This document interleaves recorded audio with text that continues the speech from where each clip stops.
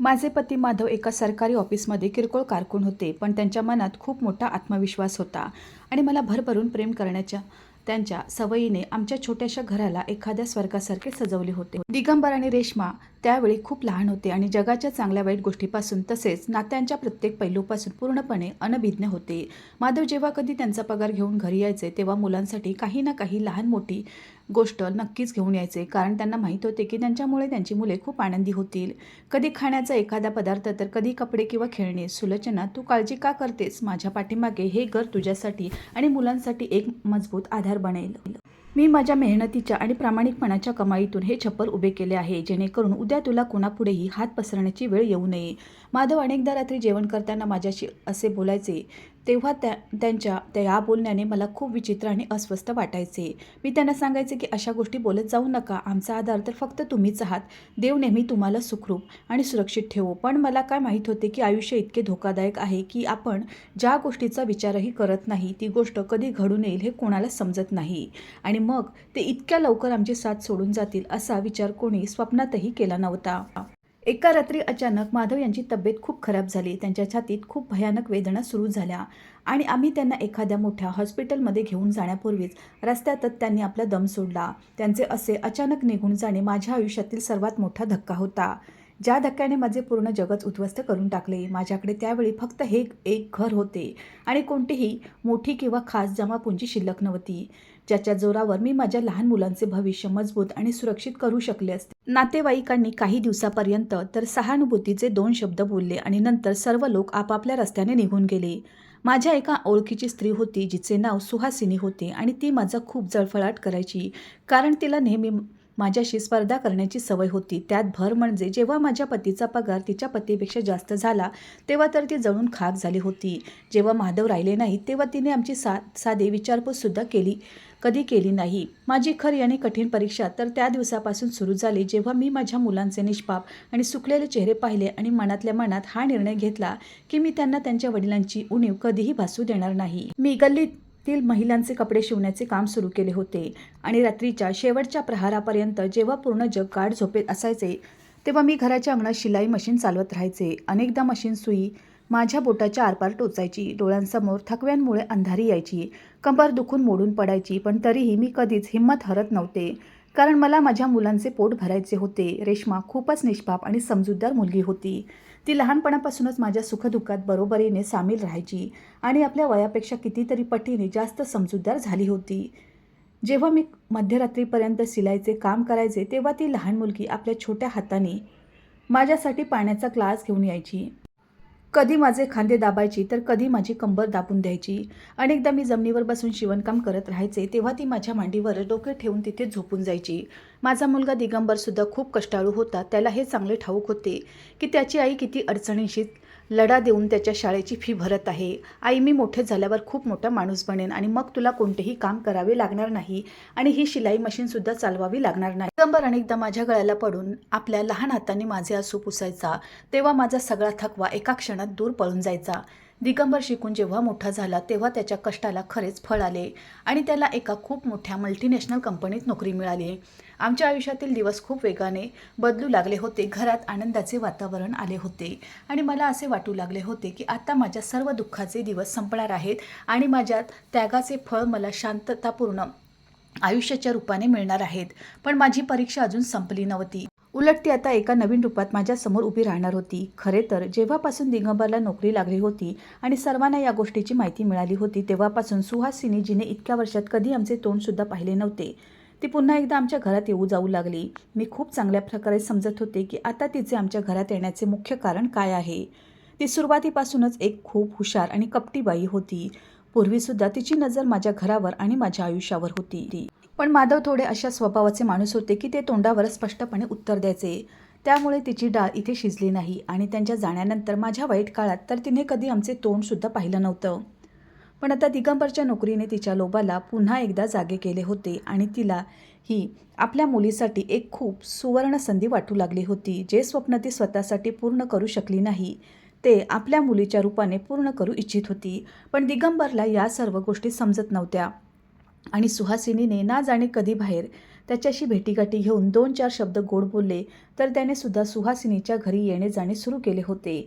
सुहासिनीची मुलगी श्वेतासुद्धा लबाडी आणि कपट कारस्थानात अगदी आपल्या आईवरच गेली होती. दिगंबर जेव्हा कधी त्या लोकांच्या घरी जायचा तेव्हा त्या दोन्ही मायलेकी त्याचे खूप आदरातिथ्य करायच्या आणि त्याच्यासमोर इतक्या चांगले असण्याचे नाटक करायच्या की तो त्यांच्या जाळ्यात अडकत चालला होता. दिगंबर बेटा, तू तर तुझ्या बाबांची एकुलती एक निशाणी आहेस. हे घर आणि जे काही सर्व काही आहे ना, ते सर्व तर तुझ्या बाबांच्या कमाईचेच आहे. लक्षात ठेव की तूच त्या घराचा खरा वारसदार आहे. कुठे असे न व्हावे की तुझ्या आईने त्या घरातून तुझ्या बहिणीला म्हणजेच रेश्माचा सुद्धा हिस्सा देऊन टाकावा. बघ बेटा, मुलीचे तर स्वतःचे घर असते जे सासर म्हणून ओळखले जाते. त्यांच्या माहेरच्या मालमत्तेवर कोणताही अधिकार नसतो. तू खूप मोठी मेहनत केली आहेस आणि तेव्हा कुठे जाऊन हे स्थान मिळवले आहे. आता कोणालाही आपल्या अधिकारावर कब्जा करू देऊ नकोस. सुहासिनी खूप प्रेमाने दिगंबरचे कान भरत राहायची आणि त्यालाही जाणीव करून द्यायची की मी आणि रेश्मा त्याच्या खांद्यावर एक ओझे आहोत. श्वेतासुद्धा दिगंबरसमोर अशा निष्पाप आणि नाजूक अदा दाखवायची की जणू काही ती खूपच सरळ साधी मुलगी आहे आणि तो तिच्या गोड आणि गुळगुळीत बोलण्यात पूर्णपणे फसत चालला होता. दिगंबर, तू किती चांगला आणि जबाबदार मुलगा आहेस. तू तुझ्या आई आणि बहिणीसाठी किती मेहनत केली आहेस. काश मला सुद्धा आयुष्यात तुझ्यासारखा एखादा काळजी घेणारा माणूस मिळाला असता, जो माझ्यावर इतकेच प्रेम करेल आणि जो इतकाच जबाबदार असेल जसा तू आपल्या कुटुंबाची जबाबदारी उचलतोस. श्वेता लाजत लाजत बनावट अंदाजात दिगंबरची खूप स्तुती करायची. तेव्हा दिगंबरचे हृदय तिच्या अशा बोलण्यावर वितळायचे आणि या गोष्टी हळूहळू पूर्ण खोलवर दिगंबरच्या डोक्यात घर करत जात होत्या. इकडे मी माझ्या घराच्या कामात इतकी हरवून गेले होते की मला या खोल कारस्थानाची कधी कोणती माहितीच मिळू शकली नाही. एका संध्याकाळी दिगंबर ऑफिसमधून घरी आला तेव्हा त्याचे वागणे आणि त्याचे बोलणे खूप बदलले होते. त्याच्या डोळ्यात एक विचित्र प्रकारचा हट्ट दिसत होता. आई, मी एक खूप महत्त्वाचा निर्णय घेतला आहे. मला श्वेताशी लग्न करायचे आहे. तू उद्या सुहासिनी आंटीच्या घरी जा आणि त्यांच्याशी माझ्या लग्नाची बोलणी कर. आता मी आणखी जास्त वाट पाहू शकत नाही. दिगंबरने ही गोष्ट अशा पद्धतीने सांगितली की जणू काही तो माझ्यावर हुकूम चालवत होता. माझ्या हातातून तर पाण्याचा ग्लास सुट्टा सुट्टा वाचला. हे ऐकताच मी आतून पूर्णपणे हादरून गेले, कारण मी श्वेता आणि सुहासिनीचे सत्य, त्यांच्या मनातील लोभ आणि त्यांची चलाकृती या सर्वांशी खूप चांगल्या प्रकारे परिचित होते. दिगंबर बेटा, तुला माहीत आहे की सुहासिनीचे वागणे कसे आहे आणि तिने आमच्या वाईट काळात कधीच आमची साथ दिली नव्हती. श्वेताचे संगोपन एका स्वार्थी आणि कपटी वातावरणात झाले आहे. ती आमच्या घराच्या साध्या वातावरणात कधीही स्वतःला जुळवून घेऊ शकणार नाही. माझे ऐक, तू कोणा दुसऱ्या मुलीशी लग्न कर. मी तुझ्यासाठी तिच्यापेक्षाही चांगली आणि एक समजूतदार मुलगी शोधेन, जी या घराला स्वतःचे घर समजेल. मी त्याला प्रेमाने समजवण्याचा खूप प्रयत्न केला. दिगंबर म्हणाला, आई, मला फक्त श्वेताच हवी आहे. जर माझे तिच्याशी लग्न झाले नाही तर मग मी आयुष्यभर कोणाशीही लग्न करणार नाही. मी श्वेताला वचन दिले आहे आणि तुला माझ्या आनंदासाठी त्यांच्या घरी जाऊन लग्नाची बोलणी करावीच लागेल. दिगंबरने जेव्हा हट्टाने आणि रागाने असे म्हटले तेव्हा मग मी एक आई या नात्याने आपल्या एकुलत्या एका मुलाच्या आनंदापुढे हरले. मला असे वाटत नव्हते की माझा मुलगा माझ्यापासून दूर जावा किंवा त्याच्या मनात माझ्याबद्दल कोणतीही कटुता निर्माण व्हावी. म्हणून मी माझ्या मनावर एक मोठा दगड ठेवून त्याच्या आवडीला नाईलाजाने संमती दिली. आपल्या एकुलत्या एका मुलाच्या लग्नाबाबत माझे अनेक स्वप्न आणि अरमान होते आणि मग आपल्या त्याच अरमानांना पूर्ण करून मी श्वेताला सून बनवून आपल्या घरी घेऊन आले. मी माझ्या मनाच्या कोणत्या तरी कोपऱ्यात ही खोटी आशा लावून बसले होते की कदाचित लग्नानंतर श्वेता या घराला स्वतःचेच घर समजेल. ती तिच्या आईचे संस्कार इथे घेऊन येणार नाही आणि आम्ही सर्वजण मिळून मिसळून आनंदाने हसत खेळत राहू. सुरुवातीच्या काही दिवसात श्वेताने माझ्या आणि विशेषतः दिगंबर समोर स्वतःला खूप निष्पाप आणि भोळी मुलगी समजून दाखवले. ती दिवसभर माझ्याशी प्रेमाच्या गोष्टी करायची. कधी माझे पाय दाबण्याच्या बहाण्याने माझ्याजवळ बसायची तर कधी ती दिगंबरच्या पुढे मागे फिरायची आणि ती एक अशी कर्तव्यदक्ष पत्नी असण्याचे रूप दाखवायची की दिगंबर तिच्या प्रेमात पूर्णपणे आंधळा झाला होता. त्याला असे वाटू लागले होते की त्याने जगातील सर्वात चांगल्या मुलीला आपली पत्नी म्हणून निवडले आहे. पण जसे लग्नाचे सुरुवातीचे दिवस संपले आणि दिगंबरने सुट्ट्या संपवून पुन्हा एकदा ऑफिसला जाणे सुरू केले, श्वेताने हळूहळू आपले रंग दाखवण्यास सुरुवात केली. दिगंबर सकाळी घरातून बाहेर पडता श्वेता लगेचच आपल्या आळसामुळे परत जाऊन खोलीत झोपून जायची. ती दुपारच्या वेळेपर्यंत आरामात झोपून राहायची. घराच्या कामाची तिला कोणतीच काळजी नव्हती आणि ना ती कधी स्वयंपाकघरात पाऊल ठेवायची. जेव्हा ती झोपून उठायची तेव्हा थेट रेश्मावर आपला हुकूम चालवण्यास सुरुवात करायची. रेश्मा, माझे कपडे इस्त्री कर आणि हो, माझ्यासाठी नाश्ता बनवून तयार ठेव. वरून हे देखील ऐकवायची की मी माझ्या आईच्या घरी कधी पाण्याचा ग्लाससुद्धा स्वतःच्या हाताने उचलून पित नव्हते आणि इथे मला इतका त्रास होतो की तुम्ही लोक सर्व काम माझ्यावरच टाकून देते. ती सोफ्यावर बसून खूप नखऱ्याने आणि तिरस्काराने या सर्व गोष्टी बोलत राहायची आणि बिचारी माझी मुलगी रेश्मा जी कधी कोणाशी मोठ्या आवाजात बोलत नव्हती, ती गप्प राहून कोणतीही तक्रार न करता तिच्या प्रत्येक कामाला पूर्ण करायची. ती संपूर्ण घराची स्वच्छता करायची, तिच्या प्रत्येक प्रकारच्या ऑर्डरला गप्प राहून मानायची आणि श्वेता दिवसभर टीव्ही समोर बसून कधी चित्रपट पाहायची तर कधी मालिका पाहत बसायची किंवा मग फोनवर आपल्या आईला संपूर्ण दिवसाची एक एक गोष्ट सांगायची आणि सोबतच आमच्याबद्दल उलटसुलट खोट्या निंदा नालस्ती करायची. पण तिची खरी नौटंकी आणि ॲक्टिंग तर तेव्हा सुरू व्हायची जेव्हा संध्याकाळी दिगंबर ऑफिसमधून परत येणार असायचा. जशी दरवाजावर टकटक व्हायची, श्वेता लगेच स्वयंपाकघरात धावत जायची, गॅस पेटवून त्याच्याजवळ उभी राहायची आणि आपल्या चेहऱ्यावर अनेक वेळा पाण्याचे हपके मारून घ्यायची, जेणेकरून ती हे दाखवू शकेल की ती खूप वेळापासून काम करत आहे, ज्या कारणामुळे ती घामाने चिंब झाली आहे. जर कधी रेश्मा आपल्या भावाला पाणी देण्यासाठी पुढे सरसावली तर ती तिच्या हातातून ट्रे हिसकावून घ्यायची आणि स्वतः धापा टाकत दिगंबर समोर पोहोचायची. दिगंबर, तुम्हाला माहीत आहे, आज मी पूर्ण घर एकटीने साफ केले आहे. आईची तब्येत तर ठीकच नव्हती, तर दुपारचे जेवणसुद्धा मी स्वतः बनवले. माझी तर काम करता करता कंबरच मोडून गेली आहे आणि तुमची बहीण, ती तर फक्त दिवसभर आपली पुस्तके घेऊनच बसलेली असते. तिला तर कोणत्याच गोष्टीची काही काळजीच नाही. श्वेता दिगंबर समोर एक मोठा श्वास घेत असे, भासवायची जणू काही तिनेच पूर्ण घर सांभाळले आहे. हे ऐकून दिगंबर चिंतेत पडायचा आणि श्वेताची स्तुती करू लागायचा. तिच्या कपाळावर घाम साफ करायचा, जो की प्रत्यक्षात घाम नसून पाण्याचे थेंब असायचे. अरे तू इतके काम का करतेस? आणि मग तो रेश्मावर ओरडू लागायचा. काही तर कमीत कमी स्वतःहून विचार करत जा, कमीत कमी तुझ्या बहिणीला घराच्या कामात थोडी मदत करत जा. शेवटी कधीपर्यंत ही बिचारी एकटी संपूर्ण घराचे काम उपसत राहील. दिगंबर रागाने रेश्माची कान उघडणी करायचा. मी आणि रेश्मा एकमेकांचे तोंड पाहत राहायचो, पण मी तिला डोळ्यांच्या इशाऱ्याने गप्प राहण्यास सांगायचे, कारण मला घराची सुख शांती गमवायची नव्हती आणि मला हे माहीत होते की जर रेश्माने उत्तर दिले तर मग गोष्ट खूप वाढेल. हे खोटे आणि कारस्थानाचे सत्र आता जणू रोजच्या आयुष्याचा भाग बनले होते आणि श्वेताच्या चालीने दिगंबरला आमच्यापासून हळूहळू खूप दूर करण्यास सुरुवात केली होती. एक दिवस श्वेताने तर मर्यादाच ओलांडली. दुपारी रेश्माने खूप मेहनतीने दिगंबरसाठी त्याची आवडती पळणीची भाजी बनवली होती. श्वेताने स्वयंपाकघरात जाऊन चोरून त्यात मुठभर मीठ टाकून दिले आणि स्वतः जाऊन झोपली. रात्री जेव्हा दिगंबरने जेवण जेवले तेव्हा मिठाच्या तीव्रतेमुळे तो एकदम हैराण झाला. तू हे काय विष बनवून ठेवले आहेस? यात इतके मीठ का पडले आहे? दिगंबरने रागाने पाणी पितात विचारले. श्वेता लगेच रडवेला चेहरा करून म्हणाली, दिगंबर, मी तर रेश्माला सांगितले होते की भाजीमध्ये मीठ जपून टाक, पण ती तर फक्त फोनवरच गुंतलेली होती. तिने मुद्दाम माझे नाव खराब करण्यासाठी पूर्ण भाजी वाया घालून ठेवली. मी तर आधीच दिवसभर काम करता करता थकून गेले होते. वाटले की जर थोडंफार हे काम ती करेल तर काय बिघडेल, पण तिच्याकडून तर ते सुद्धा झाले नाही. दिगंबरने त्या दिवशी रेश्माला इतके कडू शब्द सुनावले की ती रात्रभर रडत राहिली. मी माझ्या मुलीला छातीशी लावून अश्रू ढाळत राहिले, पण माझ्या मुलाच्या डोळ्यांवर श्वेताच्या प्रेमाची अशी पट्टी बांधली गेली होती की त्याला काहीही दिसत नव्हते आणि समजतही नव्हते.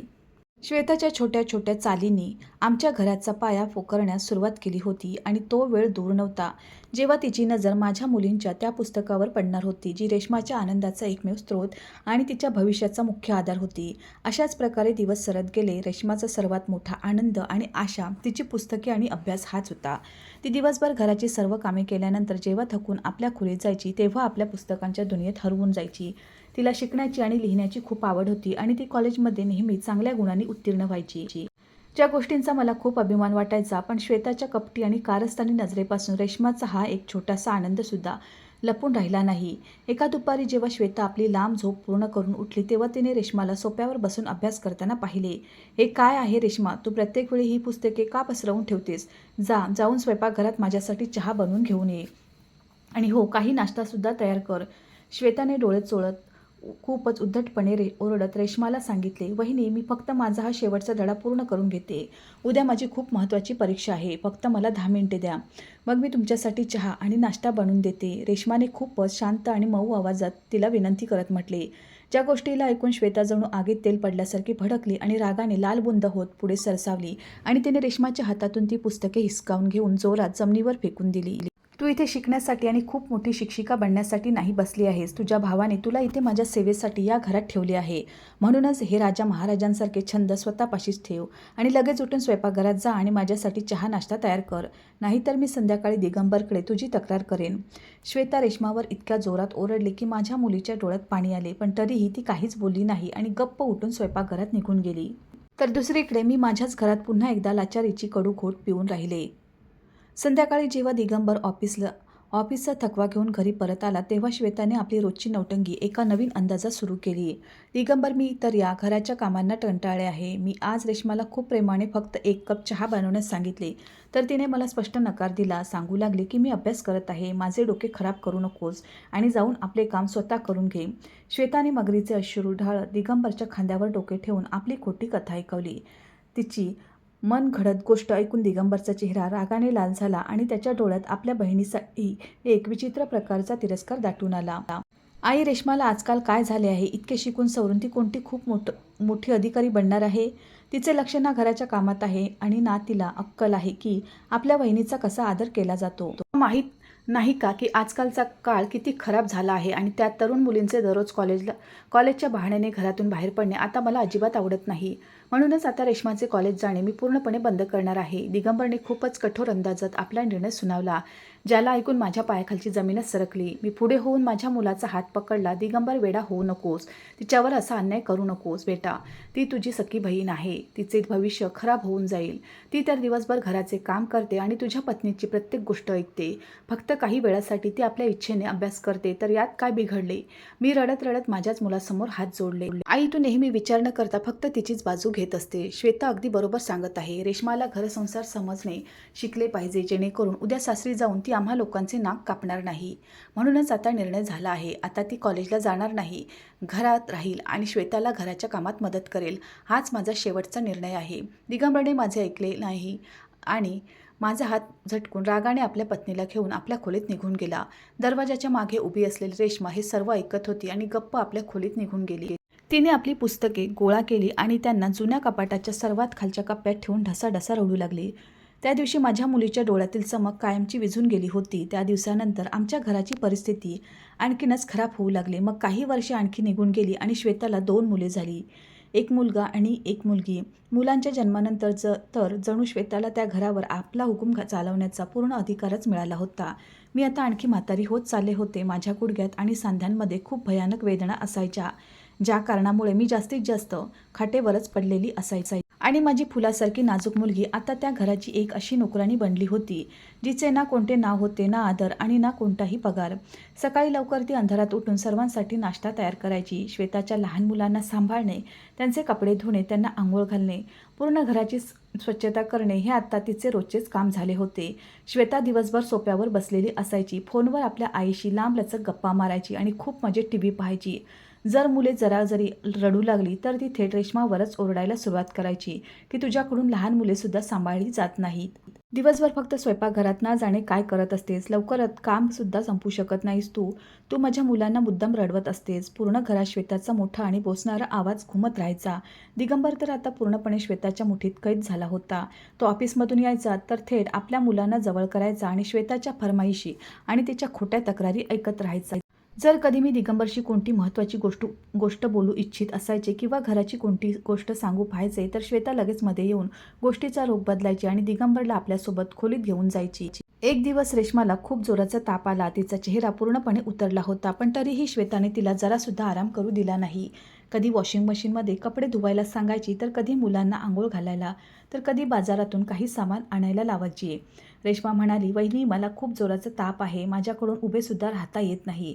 तिची ही गोष्ट बोलताना आवाज कापत होता. जास्त बहाणे करण्याची गरज नाही. काल तर तू अगदी ठीक होतीस ना? जेव्हा काम पडते तेव्हा अचानक तुला ताप येतो.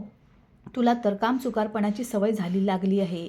श्वेताने खूपच निर्दयपणे आणि कठोरतेने उत्तर दिले आणि रेश्माला नाईलाजाने त्या परिस्थितीत सुद्धा काम करावे लागले.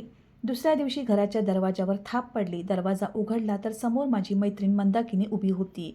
ती माझी खूप जुनी मैत्रीण होती, जिच्याशी काही काळापूर्वीच माझी भेट बाजारातील दवाखान्यात झाली होती. कशी आहेस सुलोचना? मी विचार केला आज तुला भेटून घ्यावे. खूप दिवस झाले होते. मंदाकिनीने हसत खूप उत्साहाने मला मिठी मारली. मी आनंदी झाले आणि तिला आत घेऊन आले आणि आदराने बसवले. मी आवाज दिला, बेटा बघ मंदाकिनी मावशी आली आहे. तिच्यासाठी चहा नाश्त्याची काहीतरी व्यवस्था कर. रेश्मा काही वेळातच नाश्त्याने सजवलेली ट्रे घेऊन बाहेर आली. तिने खूप आदराने मंदाकिनीला नमस्कार केला आणि चहा नाश्ता समोर ठेवून दिला. मंदाकिनी रेश्माकडे खूपच बारकाईने आणि प्रेमाने पाहत होती. सुलोचना, तुझी मुलगी तर खूपच गोड आणि सुंदर आहे आणि खूप सुसंस्कारीसुद्धा आहे. तिने तर माझे मनच जिंकून घेतले. मंदाकिनीने चहाचा कप उचलत तिची स्तुती केली. मी हसून मान हलवली. खरे तर सुलोचना, मी आज तुझ्याकडे एका खास कारणासाठी आली आहे. माझा मुलगा प्रफुल्ल एका मल्टीनॅशनल कंपनीत खूप चांगल्या पदावर काम करतो आणि मी माझ्या मुलासाठी एक सुजाण, घरंदाज आणि चांगली मुलगी शोधत होते. मला तुझ्या रेश्मापेक्षा चांगली मुलगी दुसरी कोणतीही दिसली नाही. जर तू आणि दिगंबर तयार असाल तर मी रेश्माला माझ्या घराची सून बनवू इच्छिते आणि मी वचन देते की तिला माझ्या स्वतःच्या मुलीसारखेच सांभाळेन. मंदाकिनीने खूपच गांभीर्याने आणि प्रेमाने सांगितले तर जणू माझ्या आनंदाला पारावर उरला नाही. माझ्या डोळ्यात एक चमक आली. असे वाटले की जणू देवाने माझे मागणे ऐकले. मंदाकिनी, हे तर आमच्यासाठी खूपच भाग्याची गोष्ट असेल. मी आजच रात्री दिगंबरशी या विषयावर बोलेन. मी आनंदाने आपले अश्रू पुसत उत्तर दिले. पण आम्हाला या गोष्टीची जराही कल्पना नव्हती की श्वेता आपल्या खोलीच्या दरवाजाच्या आडून या सर्व गोष्टी लक्षपूर्वक ऐकत होती आणि जळफळाटाच्या आगीत पूर्णपणे जळून खाक होत होती. मंदाकिनी गेल्यानंतर श्वेता पाय आपटत बाहेर आली. तिचा चेहरा रागाने लाल झाला होता. आई, तू हा काय नवीन ड्रामा सुरू केला आहेस? तुला माहीत देखील आहे की दिगंबरला या सर्व लोकांचे घरात येणे जाणे अजिबात आवडत नाही. ती खूप मोठ्या आवाजात ओरडली. बेटा मंदाकिनी माझी खूप जुनी मैत्रीण आहे. आमचे खूप जुने आणि चांगले नाते आहे आणि ती एका अब्रुदार कुटुंबातील आहे. तिचा मुलगा खूप शिकलेला आणि चांगल्या पदावर काम करणारा आहे. रेश्मासुद्धा आता मोठी झाली आहे. तिचे सुद्धा लग्न करावेच लागेल ना. शेवटी ती कधीपर्यंत आपल्या भावाच्या घरी बसून राहील? मी प्रेमाने समजावण्याचा प्रयत्न केला. श्वेताने तिरस्कारयुक्त नजर रेश्मावर टाकली, जी स्वयंपाकघराच्या दरवाजावर उभी राहून हे सर्व ऐकत होती. या नात्याला तर मी कोणत्याही परिस्थितीत होऊच देणार नाही, ती शांत आवाजात म्हणाली आणि वेगाने आपल्या खोलीत निघून गेली. तिने लगेच आपला फोन उचलला आणि आपली आई सुहासिनीला फोन लावला. आई, तुला माहीत आहे, आज या म्हातारीची एक जुनी मैत्रीण घरी आली होती आणि रेश्मासाठी आपल्या चांगल्या पदावर काम करणाऱ्या मुलाचे नाते घेऊन आली होती. मुलगा खूप कमावतो आणि तुला माहीत आहे त्याचे स्वतःचे घरसुद्धा आहे. जे रेश्मा त्या मोठ्या घरात गेली तर मग ती तर आमच्यापेक्षा जास्त श्रीमंत होऊन जाईल, तर आपण लोक काय करणार? माझे तर नाकच कापले जाईल. मी तर विचार करत होते की ते नाते कसे तरी माझ्या लहान बहिणीसाठी म्हणजेच मोहिनीसाठी पक्के होऊन जावे. तेव्हा कुठे खरी मजा येईल. श्वेताने दात ओठ खात पूर्ण गोष्ट आपल्या आईला सांगून दिली. सुहासिनीची स्वतः जळकी बाई होती. तिने लगेच श्वेताला एक खूपच विषारी आणि कपटी आयडिया देऊन टाकला. अरे, काहीतरी अशी चाल की दिगंबर स्वतःचा या नात्याला नकार देईल. उलट तो आपल्याच बहिणीचा शत्रू बनेल. दिगंबरला कसा तरी हा पक्का विश्वास देऊन दे की रेश्माचे चारित्र्य ठीक नाही आणि ती कोणासोबत तरी प्रेम प्रकरण चालवत आहे आणि आपली बदनामी करत आहे. सुहासिनीने आपल्या मुलीला ही सैतानी पट्टी पढवली. श्वेता आपल्या आईच्या त्या प्लॅनवर काम करत एक भयानक कारस्थान तयार करू लागली. तिला हे चांगले ठाऊक होते की दिगंबरला कसे आपल्या ताब्यात ठेवायचे आणि त्याची कमजोरी काय आहे. दुसऱ्या दिवशी श्वेता मार्केटला गेली आणि तिथे एका दुकानदाराला काही पैसे देऊन एक जुनी आणि विना नोंदणीकृत सिम कार्ड खरेदी केले, ज्याच्याबद्दल कोणालाच काही माहीत नव्हते. ती गुपचूप घरी आली आणि तिने ती सिम आपल्या जुन्या फोनमध्ये टाकून दिली. एका दुपारी जेव्हा रेश्मा स्वयंपाकघरात दिगंबरसाठी नाश्ता बनवण्यात व्यस्त होती आणि मी माझ्या खोलीत होते, श्वेता चोरट्या पावलाने रेश्माच्या खोलीत गेली. तिने घाईघाईने तिचा मोबाईल फोन उचलला, जो तिच्या उशीजवळ ठेवलेला होता. तिने वेगाने आपल्या त्या नवीन आणि गुपिते नंबरवरून रेश्माच्या नंबरवर काही प्रेमाचे मेसेज पाठवले. तू कधी भेटायला येत आहेस? मी तुझ्याशिवाय राहू शकणार नाही. आज रात्री मला फोन नक्की कर, मी तुझी वाट पाहीन. श्वेताने स्वतःच असे मेसेज टाईप करून पाठवले आणि मग मोठ्या लबाडीने रेश्माच्या फोनमध्ये त्या अनोळखी नंबरला पवन या नावाने सेव्ह करून दिली. तिने एक नजर दरवाजाकडे टाकली आणि मग मोठ्या हुशारीने रेश्माचा फोन परत त्याच जागेवर ठेवून दिला आणि स्वतः सोप्यावर येऊन बसली. तिने मुद्दाम तो फोन सोप्याच्या कडेला ठेवून दिला, जिथे दिगंबरची सर्वात नजर आधी पडेल. ती मोठ्या आतुरतेने आणि शांततेने संध्याकाळ होण्याची वाट पाहू लागली. जेव्हा दिगंबर घरी परत येणार होता, तिच्या डोळ्यात एक सैतानी आणि भयानक चमक दिसत होती. ती चांगल्या प्रकारे जाणत होती की आजची रात्र या घरात किती मोठे वादळ घेऊन येणार आहे. मी माझ्या खोलीत पूजा करत होते आणि आपल्या मुलीच्या नशिबासाठी देवाकडे प्रार्थना करत होते, जेणेकरून तिचे नाते प्रफुल्लसोबत चांगल्या प्रकारे होऊन जावे. पण मला या गोष्टीची जराही कल्पना नव्हती की माझ्याच घराच्या आत, माझ्याच डोळ्यासमोर माझ्या निष्पाप मुलीची इज्जत आणि तिचे आयुष्य उद्ध्वस्त करण्यासाठी किती भयानक जाळे विणले गेले आहे. माझी मुलगी स्वयंपाकघरात घामाने चिंब होऊन आपल्या भावासाठी जेवण तयार करत होती आणि तिचा भाऊ आज संध्याकाळी तिच्यावर संशयाची ती मोठी भिंत पाडणार होता, ज्याच्या खाली दबून आमच्या सर्व सुखांचा कायमचा अंत होणार होता. जशी संध्याकाळ झाली, दरवाजावर थाप पडली तेव्हा श्वेता जी याच क्षणाची आतुरतेने वाट पाहत होती, ती लगेच सोप्यावरून उसळी मारून उभी राहिली. तिने आपल्या चेहऱ्यावर एक नकली हसू आणले आणि वेगाने दरवाजा उघडला. दिगंबर ऑफिसचा थकवा घेऊन घरात आला तेव्हा त्याचा चेहरा उतरलेला होता. तो रोजच्या ऑफिसच्या अडचणींमध्ये गुंतलेला वाटत होता. दिगंबर, तुम्ही हातपाय धुवून घ्या. मी तुमच्यासाठी थंड पाणी आणि चहा घेऊन येते. आज तुम्ही खूप थकलेले वाटत आहात, श्वेताने खूपच प्रेमाने आणि काळजी दाखवत त्याच्या हातातून लॅपटॉपची बॅग घेताना म्हटले. दिगंबरने मान हलवली आणि थकलेल्या पावलांनी चालत सोफ्यावर येऊन बसला, जिथे रेशमाचा फोन श्वेताने मोठ्या हुशारीने ठेवलेला होता. मी सुद्धा माझ्या खोलीतून बाहेर आले होते आणि दिगंबरला पाहून हसले. मी त्याच्या डोक्यावरून प्रेमाने हात फिरवला आणि तिथे जवळ असलेल्या खुर्चीवर बसले. श्वेता स्वयंपाकघरातून पाण्याचा ग्लास घेऊन आली आणि दिगंबरला दिला. दिगंबरने पाणी पिऊन ग्लास ठेवतात त्याची नजर अचानक सोफ्याच्या कडेला ठेवलेल्या त्या मोबाईल फोनवर पडली, जो रेशमाचा होता. दिगंबरला हे माहीत होते की हा रेशमाचा फोन आहे, कारण जेव्हा ती कॉलेजला जायची तेव्हा ती फोनवर आपल्या अभ्यासाचे नोट्स बनवायची. पण आता जेव्हापासून तिचा अभ्यास सुटला होता, ती फोनला हातसुद्धा लावत नव्हती आणि दिवसभर घराच्या कामात व्यस्त असायची. दिगंबरने आश्चर्याने फोनकडे पाहिले की रेशमाचा फोन इथे सोफ्यावर काय करत आहे. त्याने विचारले, हा फोन इथे कसा पडला आहे? रेशमा तर आता याचा वापर करत नाही ना? दिगंबरने असे म्हणत फोन उचलून घेतला. श्वेता जी स्वयंपाकघराच्या दरवाजावर उभी होती, या क्षणाची व्याकुळतेने वाट पाहत होती. ती लगेच पुढे आली आणि तिच्या डोळ्यात एक कपटी चमक आली. दिगंबर, मला तर या फोनमुळे खूप त्रास होतो. दिवसभर तुमची बहीण कामाचे बहाणे करत राहते, पण जेव्हा आपण इकडे तिकडे होतो तेव्हा हा फोन तिच्या हातात असतो. माहीत नाही आज तिने हा फोन इथे कसा सोडला. श्वेताची गोष्ट ऐकून दिगंबरच्या कपाळावर आठ्या पडल्या. त्याने कोणताही विचार न करता फोनचे बटन दाबले, जेणेकरून वेळ पाहू शकेल. पण फोनला कोणतेही लॉक लागलेले नव्हते. स्क्रीन चमकतात ते मेसेज लगेच त्याच्या डोळ्यासमोर आले, जे श्वेताने आपल्या त्या दुसऱ्या अनोळखी नंबरवरून मोठ्या लबाडीने पाठवले होते आणि ज्या नंबरला तिने पवन या नावाने सेव्ह केले होते. तू कधी भेटायला येत आहेस? मी तुझ्याशिवाय एक क्षणही राहू शकत नाही. आज रात्री मला फोन नक्की कर. मी तुझा आवाज ऐकल्याशिवाय झोपू शकणार नाही. मी तुझी वाट पाहीन. हे शब्द वाचता दिगंबरच्या डोक्याची नस तणकली आणि त्याचा चेहरा रागाने लाल झाला. त्याच्या डोळ्यात जणू कोणीतरी आग भरली होती. त्याचा सगळा थकवा एका क्षणात भयानक रागात बदलून गेला. रेश्मा, हे सर्व काय आहे? हा पवन कोण आहे ज्याचे मेसेज तुझ्या फोनवर येत आहेत? दिगंबरच्या आवाजात सिंहाची गर्जना होती, ज्याने मला सुद्धा घाबरवून सोडले. मी घाबरून उभी राहिले आणि दिगंबरच्या हातात पकडलेल्या फोनकडे पाहू लागले. श्वेता लगेच धावत आली आणि मुद्दाम काळजी आणि आश्चर्याचे नाटक करत फोनच्या स्क्रीनवर पाहू लागली. हे देवा, किती निर्लज्ज आहे ही. मी तर आधीपासूनच सांगत होते दिगंबर की या मुलीचे चालचलन ठीक नाही, पण तुम्हाला तर माझ्या बोलण्यावर विश्वासच होत नव्हता.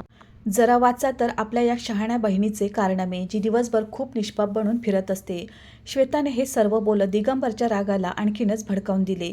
मी तर या घराची इज्जत वाचवण्यासाठी दिवसरात्र एक केला आहे, पण ही मुलगी तर आपली इज्जत धुळीस मिळवण्यासाठीच मागे लागली आहे.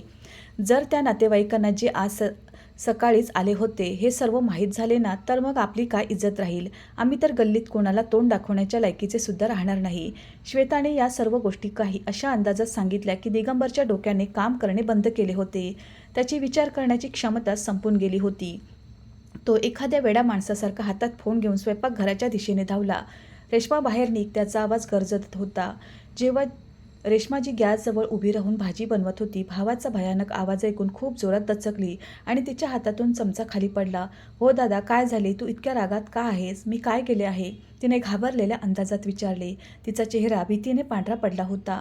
तू आमची इज्जत मातीत मिळवून ठेवलीस. तुला जरासुद्धा लाज वाटली नाही की ही सर्व निर्लज्जपणाची कामे करताना? दिगंबर लगेच तिच्या दिशेने झेपावला. मी धावत स्वयंपाकघरात पोहोचले. आपल्या मुलीला वाचवण्यासाठी दिगंबर समोर ढाल बनून उभी राहिले. दिगंबर, काय झाले आहे? का ओरडत आहेस माझ्या निष्पाप मुलीवर? तिने काय केले आहे? तू का तिच्यावर इतका राग काढत आहेस? मी रडत रडत त्याचा हात पकडला. आई, तुझी ही लाडकी मुलगी, तिने आमचे डोके सर्वांसमोर खाली झुकवले आहे. जरा विचार तर तिला की ती कोणाशी रात्री लपून छपून गप्पा मारत असते. ही फोनवर काय पराक्रम करत आहे? तू तिला खूप सवलत देऊन ठेवली आहेस. दिगंबरने रागाने ओरडून सांगितले आणि फोनची स्क्रीन माझ्या आणि रेश्माच्या समोर केली. रेश्माने रडत रडत फोनची स्क्रीन पाहिली आणि ते मेसेज वाचले तर तिच्या पायाखालची जमीनच सरकली. ती सुद्धा थक्क झाली. दादा, मी असे काहीही केले नाही. मला माहीत नाही हे मेसेज कोणाचे आहेत, हा नंबर कोणाचा आहे. माझा विश्वास कर. मी तर कित्येक दिवसांपासून फोनला हातसुद्धा लावलेला नाही. मी तर दिवसभर स्वयंपाकघराचे काम करते आणि मुलांना सांभाळण्यात व्यस्त असते. मला तर फोन पाहण्याची सुद्धा आवड नसते. हा माझा फोन सोप्यावर कसा आला मला काहीच माहीत नाही. रेश्माने हात जोडून रडत रडत आपली बाजू मांडली, पण तिचे हे खरे रडणे दिगंबरच्या पाषाण हृदयावर कोणताही परिणाम करत नव्हते. आपली खोटी बकवास बंद कर. मी माझ्या डोळ्यांनी सर्व वाचले आहे. तू आम्हाला फसवते आहेस. दिगंबरने हात उचलला आणि तिला मारण्यासाठी पुढे सरसावला. मी धावत माझ्या मुलाच्या पाया पडले आणि त्याचे पाय धरून ठेवले. थांब दिगंबर, माझ्या मुलीने काहीही चुकीचे केले नाही. असे करू नकोस. देवासाठी आमचे बोलणे तर ऐकून घे. हे नक्कीच कोणाचे तरी कारस्थान आहे. माझी मुलगी अशी नाही. ती तर दिवसभर घराचे काम करते. तिला तर फोन चालवण्याची सुद्धा शुद्ध नसते. मी सतत रडत होते आणि श्वेता मागे उभी राहून हसत हा सर्व तमाशा पाहत होती. तिच्या डोळ्यात आपल्या विजयाची चमक होती. या सर्वांच्या दरम्यान तिने एक काळजाचा थरकाप उडवणारी भयानक आणि खतरनाक हरकत केली. स्वयंपाकघराच्या ओट्यावर गॅसजवळच एका मोठ्या पातेल्यात पाणी उकळत होते, जे रेश्माने संध्याकाळचा चहा सर्वांसाठी बनवण्यासाठी ठेवले होते. श्वेताने संधी साधून मुद्दाम त्या मोठ्या पातेल्याला इतक्या जोरात कोपर मारला की ते थेट खालच्या बाजूला कोसळले आणि सर्व उकळते गरम पाणी माझ्या निष्पाप आणि निष्कलंक मुलीच्या चेहऱ्यावर आणि शरीरावर जाऊन पडले. रेश्माच्या तोंडातून एक भयानक आणि वेदनादायक किंकाळी निघाली, जिने माझ्या हृदयाचे तुकडे तुकडे करून टाकले आणि ती भयानक वेदनेने तडफडत तिथेच जमिनीवर कोसळली आणि मग बेशुद्ध झाली. तिची अवस्था एका क्षणात इतकी भयानक झाली की माझा तर जणू जीवच निघून गेला. माझ्या गळ्यातून आवाज बाहेर पडत नव्हता. जेव्हा मी माझ्या मुलीला जमिनीवर पडलेले पाहिले तेव्हा तिचे डोके आपल्या मांडीवर घेऊन बस. हे देवा, हे काय झाले? मी तर तिला मागे करण्यासाठी आले होते, जेणेकरून तिला कोणतीही दुखापत होऊ नये. माझ्याकडून नकळत ते भांडे खाली पडले. श्वेता लगेच आपल्या तोंडावर हात ठेवून लबाडीचे खोटे नाटक करू लागली आणि खोटी सहानुभूती दाखवू लागली, जेणेकरून सर्व आरोप एका अचानक झालेल्या अपघातात बदलून जावेत. दिगंबर जो त्यावेळी रागाने आंधळा झाला होता, या अचानक झालेल्या अपघाताने एकदम थक्क झाला. त्याच्या हातातून फोन सुटून जमिनीवर पडला. तो काही वेळासाठी दगड बनून गेला आणि मग घाईघाईत त्याने लगेच ॲम्ब्युलन्सला फोन केला. आम्ही लगेच रेश्माला घेऊन हॉस्पिटलमध्ये पोहोचलो. इमर्जन्सी वॉर्डमध्ये पोहोचता डॉक्टरांनी तिची नाजूक अवस्था पाहत लगेच दरवाजा बंद करून घेतला. मी बाहेर कॉरिडॉरमध्ये उभी राहून रडत होते आणि देवाकडे आपल्या मुलीच्या आयुष्याची भीक मागत होते. देवा, माझ्या मुलीने खूप दुःखे सोसली आहेत. तिच्यावर दया कर. तिला माझ्यापासून दूर करू नकोस. दिगंबर भिंतीचा आधार घेऊन शांत उभा होता. त्याच्या डोळ्यात पश्चाताप तर होता, पण श्वेताच्या चालींची पट्टीसुद्धा बांधलेली होती. काही वेळानंतर श्वेतासुद्धा हॉस्पिटलमध्ये आली, पण तिच्या चेहऱ्यावर ना कोणताही पश्चाताप होता, ना भीती आणि ना कोणते दुःख. उलट एक विचित्र प्रकारची शांतता आणि समाधान होते. ती थेट दिगंबरजवळ येऊन उभी राहिली आणि इमर्जन्सी वॉर्डच्या बाहेरसुद्धा आपली विषारी जीभ चालवू लागली. दिगंबर, जे झाले ते खूप वाईट झाले. माझा तर जणू जीवच निघून गेला होता. पण चांगलेच झाले की त्या नातेवाईकांना माहीत होण्यापूर्वीच ही सर्व निर्लज्जता समोर आली. नाहीतर ते लोक लग्नानंतर आपल्याला ना जाणे कसे कसे टोमणे मारते आणि आपली किती बदनामी झाली असती. श्वेता अजूनही दिगंबरच्या कानात विष ओतत होती आणि दिगंबर मान खाली घालून गप्प बसला होता. त्याने एक वेळसुद्धा मला धीर देण्याचा प्रयत्न केला नाही आणि श्वेताला गप्प केले. आता तर अशा परिस्थितीनंतर हिला घरातच बसवून ठेवावे लागेल. कोण करेल आता हिच्याशी लग्न? आणि हिचे ओझेसुद्धा आता आपल्यालाच उचलावे लागेल. श्वेताने माझ्या जखमांवर मीठ चोळत टोमणे मारत मोठ्या आवाजात सांगितले, जेणेकरून मी ऐकावे. पण मला त्यावेळी श्वेताच्या बकवासांपेक्षा जास्त आपल्या मुलाच्या शांततेवर राग येत होता, जो आपल्या सख्या बहिणीच्या अशा अवस्थेवर सुद्धा आपल्या पत्नीच्या होमध्ये हो मिळवत होता आणि तिच्या हातातील बाहुला बनला होता. रेश्मा काही तासानंतर शुद्धीवर तर आली होती, पण तिचा चेहरा आणि शरीर वाईट प्रकारे भाजले होते. ती भयानक वेदनेमध्ये होती. ती वेदनेने विवळत राहिली, पण जेव्हा मी तिच्याजवळ जायचे तेव्हा ती आपले ओठ बंद करून घ्यायची, जेणेकरून तिच्या तोंडातून कोणतीही तक्रार किंवा वेदनेचा आवाज बाहेर पडू नये आणि मी आणखी जास्त चिंतेत पडू नये. ती फक्त मला पाहून हलकेच हसली आणि माझ्या डोळ्यातून अश्रू वाहू लागले. मी तिच्याजवळ बसून रात्रभर रडत राहिले. दिगंबर आणि श्वेता फक्त औपचारिकता पूर्ण करण्यासाठी एकाच वेळी यायचे आणि निघून जायचे. त्यांना माझ्या मुलीच्या वेदनेशी काहीही देणेघेणे नव्हते. आज हॉस्पिटलची 4थी रात्र होती. बाहेर दाट सन्नाटा पसरला होता. खोलीत मशीनचे हलके आवाज येत होते. मी रेश्माच्या उशाशी बसले होते आणि देवाकडे मनातल्या मनात सतत प्रार्थना करत होते. रेश्माचे डोळे बंद होते, पण तिचे श्वास खूप जड चालत होते. अचानक तिने हळूच डोळे उघडले आणि आपला कमकुवत हात पुढे करून माझा हात घट्ट पकडून घेतला. मी दचकून तिच्याकडे पाहू लागले तर तिच्या चेहऱ्यावर एक विचित्र प्रकारची चमक आणि शांतता होती, जी मी यापूर्वी तिच्या चेहऱ्यावर कधीच पाहिली नव्हती. असे वाटत होते की जणू तिची सर्व वेदना आणि त्रास कोणीतरी एका क्षणात संपवून टाकला आहे. आई रडणे बंद कर आणि माझे बोलणे ऐक, तिने शांत आवाजात सांगितले. मी लगेच आपले अश्रू पुसून तिच्याकडे लक्षपूर्वक पाहू लागले. आई, आताच एक मी स्वप्न पाहिले. मला एक पांढऱ्या रंगाचा प्रकाश दिसला, ज्यात कोणीतरी होते. असे वाटले की जणू कोणी फरिश्ता आहे किंवा मग स्वतः देव. त्यांनी मला सांगितले की रेश्मा, तुझा वेळ पूर्ण झाला आहे. मला सुद्धा असेच वाटत आहे आई. आता मी माझ्या देवाकडे जात आहे. तिने एक मोठा श्वास घेतला. हे ऐकताच माझ्या हृदयाचे ठोके जणू थांबून गेले आणि माझ्या डोळ्यातून अश्रू वाहू लागले. आई, तू काळजी करू नकोस. तू बघशील देव त्या दृष्टांना कशी कडक शिक्षा देईल की ते तुझ्याकडे आणि माझ्याकडे माफी मागण्यासाठी आपले हात जोडण्याच्या लायकीचे सुद्धा राहणार नाहीत. ते सुद्धा याच प्रकारे तडफडतील ज्या प्रकारे त्यांनी आपल्याला तडफडून सोडले आहे. रेश्माने एका विचित्र चमकेसह माझ्याकडे पाहत आपले शेवटचे शब्द सांगितले. तिचे डोळे हळूहळू बंद होऊ लागले. आई, आता तुला रडायचे नाही. तिचा तो शांत आवाज खोलीच्या शांततेत घुमला आणि मग मशीनच्या बीपचा आवाज एका सरळ रेषेत बदलून गेला, जो कोणत्याही आईसाठी सर्वात दुर्दैवी क्षण असतो. माझे जग तिथेच अंधारात बुडून गेले. माझे हृदय असे वाटले की जणू कोणीतरी मुठीत घेऊन चिरडून टाकले आहे. डॉक्टर आणि नर्स धावत आले. त्यांनी मला लगेच खोलीच्या बाहेर काढले, पण माझे हृदय साक्ष देत होते की माझी निष्पाप मुलगी मला कायमचे सोडून देवाघरी निघून गेली आहे, जिने तिला आपल्याकडे बोलावून जगाच्या अन्यायापासून वाचवले होते. दुसऱ्या दिवशी दुपारी हॉस्पिटलची ती लांब आणि सुनसान गॅलरी माझ्या एकटेपणाची आणि माझ्या लाचारीची थट्टा उडवत होती. माझा मुलगा दिगंबर आणि सून श्वेता हॉस्पिटलमध्ये फक्त जगाला दाखवण्यासाठी, विधी पूर्ण करण्यासाठी आले होते. आणि श्वेताने दिगंबरच्या कानात हळूच काहीतरी सांगितले. मग ते दोघे मला हॉस्पिटलच्या त्या एकटेपणात सोडून घरी निघून गेले. दिगंबर मला हॉस्पिटलच्या कागदपत्रांसाठी आणि बाकीच्या कायदेशीर कारवाईसाठी एकटे सोडून गेला. त्याचवेळी मला हे कटू सत्य समजले की रक्ताची नाती जेव्हा स्वार्थाची आणि कारस्थानाची बनतात, तेव्हा कोणताही माणूस या भरलेल्या जगात खूप एकटा आणि लाचार होऊन जातो. मी एका जिवंत प्रेतासारखे हॉस्पिटलचे चक्रा मारत होते आणि वारंवार आपल्या मुलीचा तो शांत चेहरा आठवत होते, ज्याच्यावर आता जगाचे कोणतेही दुःख नव्हते. दुसरीकडे माझ्या घरात लोभ आणि स्वार्थाचा एक वेगळाच खेळ खेळला जात होता. श्वेताने दिगंबरला आपल्या जाळ्यात पूर्णपणे ओढवून घेतले होते आणि आता ती आपली शेवटची आणि सर्वात मोठी चाल चालणार होती. दिगंबर आता रेश्मा तर राहिली नाही आणि आई तर तशीही म्हातारी आहे आणि आजारी आहे. ती कधीपर्यंत हे सर्व सहन करणार? श्वेताने दिगंबरला आपल्या जवळ बसवत आपली कपटी चालली. तिच्या चेहऱ्यावर खोटी सहानुभूती होती. आपण आता या घरातून लगेच निघून गेले पाहिजे.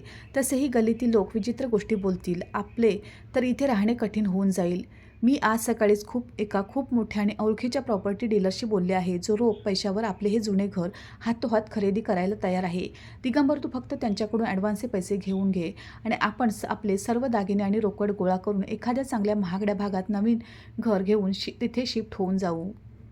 तिथे आपल्याला कोणीही ओळखणारे सुद्धा नसेल आणि ना कोणी गोष्टी बोलणारे. श्वेताच्या त्या बोलण्यात इतका लोभ आणि स्वार्थ होता की दिगंबर, जो काही तासापूर्वी आपल्या सख्या बहिणीला गमावून बसला होता, तो सुद्धा पैशाच्या चमकेत आंधळा झाला. श्वेता, तू अगदी बरोबर बोलत आहेस. माझी सुद्धा हीच इच्छा आहे की आपण लवकरात लवकर इथून निघून जावे.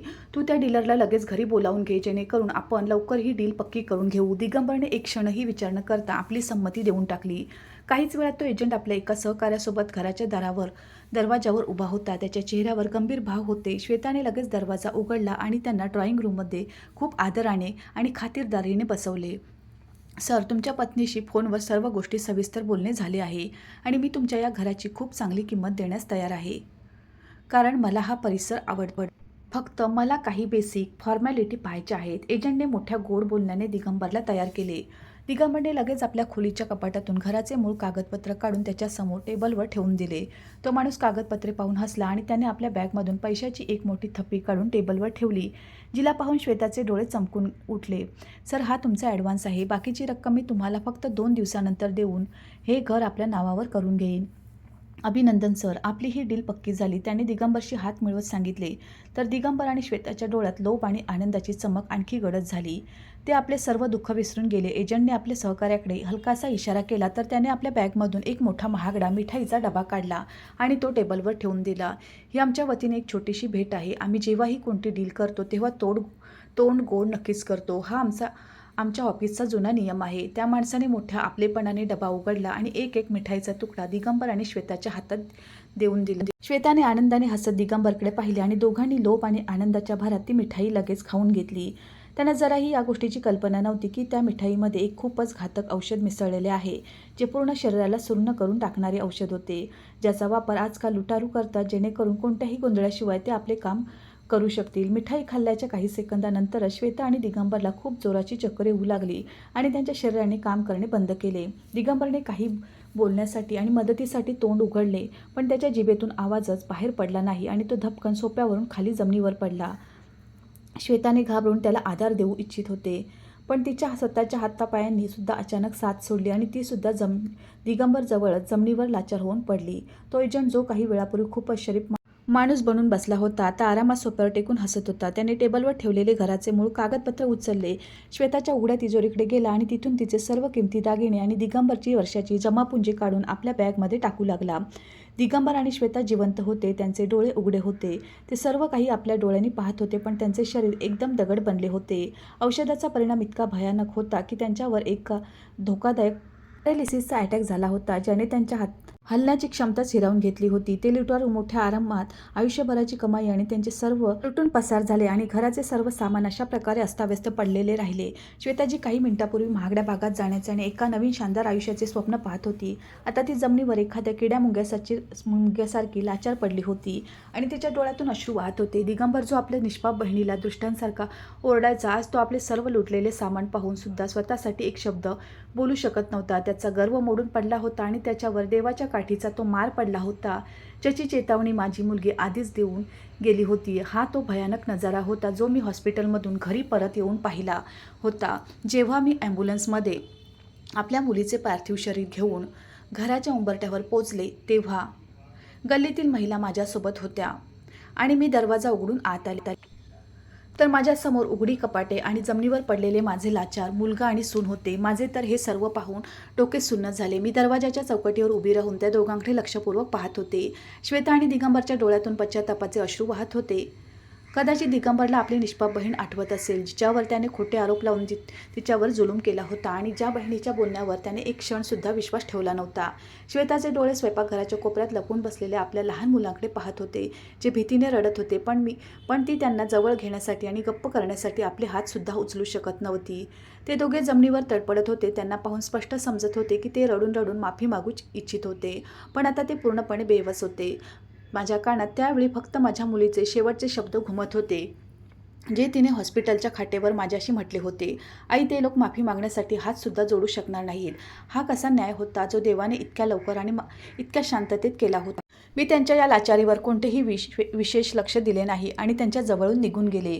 मी गल्लीतील लोकांच्या मदतीने पूर्ण आदराने आपल्या मुलीला अंतिम निरोप दिला. माझ्या डोळ्यात आपल्या मुलीच्या दूर जाण्याचे अश्रू नक्कीच होते, पण हृदयात एक विचित्र प्रकारची खोल शांतता आणि समाधान होते की माझ्या मुलीसोबत जो अन्याय झाला त्याचा न्यायसुद्धा झाला. अंतिम विधीनंतर जेव्हा काही दिवस निघून गेले तर एक दिवस माझी नजर रेश्माच्या फोनवर पडली आणि पुन्हा एकदा तो प्रसंग माझ्या डोळ्यांसमोर फिरू लागला. मला खूप भयानक राग आला. मी लगेच त्या नंबरवर कॉल लावला.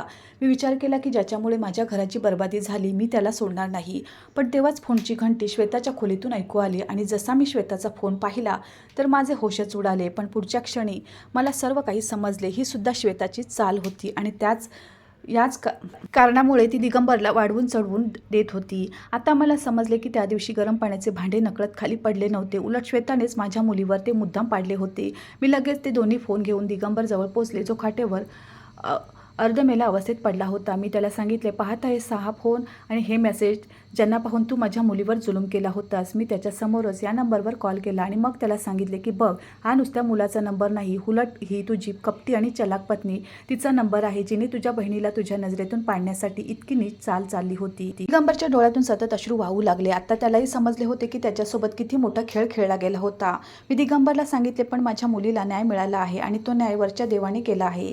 तुम्हा दोघा पती पत्नीने माझ्या मुलीसोबत जे काही केले त्याची शिक्षा आता तुम्ही पूर्ण आयुष्यभर भोगणार आणि याच प्रकारे खाटेवर पडून पडून आपली मरण मागणार. पण तुम्हाला मरण मिळणार नाही. तुम्ही प्रत्येक दिवशी तडफडणार, पण तुम्हाला तुमच्या दुःखातून सुटका मिळणार नाही.